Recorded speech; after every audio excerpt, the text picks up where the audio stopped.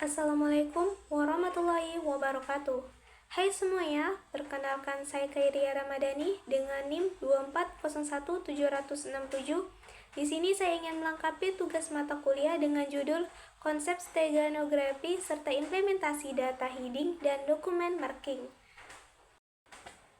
Steganografi adalah seni dan ilmu menulis pada pesan tersembunyi atau menyembunyikan pesan dengan suatu cara sehingga selain pengirim dan penerima, tidak ada seorang pun yang mengetahui atau menyadari bahwa terdapat suatu pesan rahasia.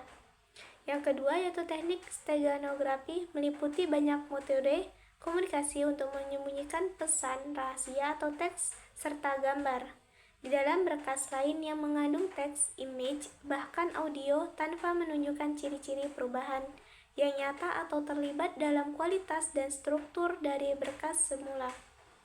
Format yang biasa digunakan diantaranya image berupa JPEG, BMP, dan GIF.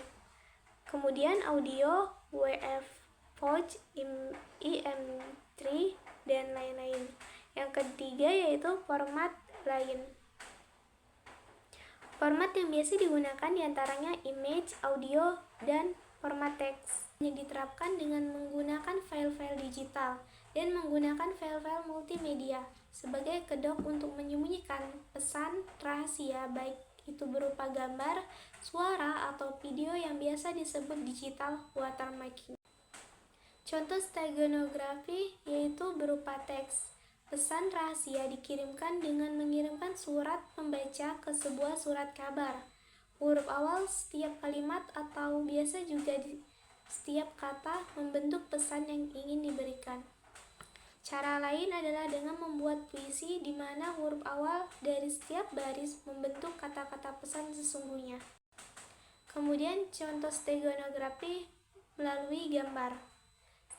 Steganografi muncul dalam bentuk digital watermark, yaitu tanda digital yang disisipkan dalam gambar atau digital image atau suara.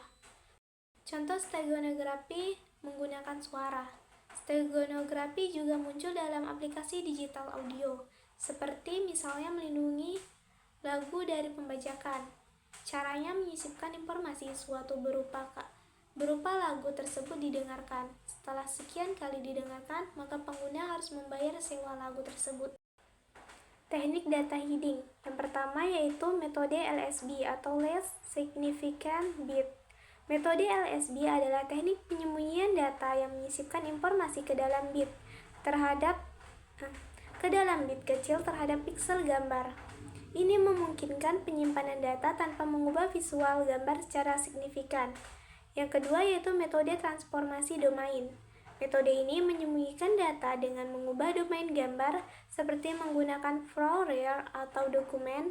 Teknik ini memberikan keamanan lebih karena data tersembunyi tidak terlihat di domain spasial.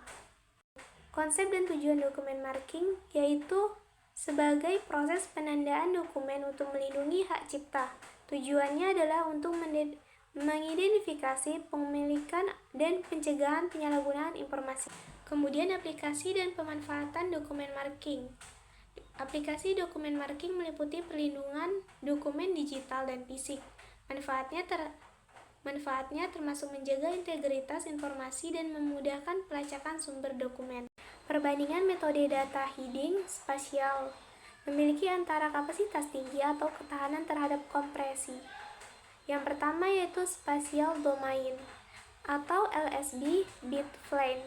Embedding langsung pada piksel, sederhana dan cepat. Kapasitas tinggi atau beberapa bit per piksel. Rentan terhadap kompres, lossy, jittering, dan deteksi statistik. Contohnya pada LSB substitution pada gambar. Yang kedua yaitu transform domain. Embedding pada coefficient frekuensi atau JPEG, DWG, WAV, DWT lebih robust terhadap kompres dan noise. Kapasitas lebih rendah dan kompleksitas lebih tinggi.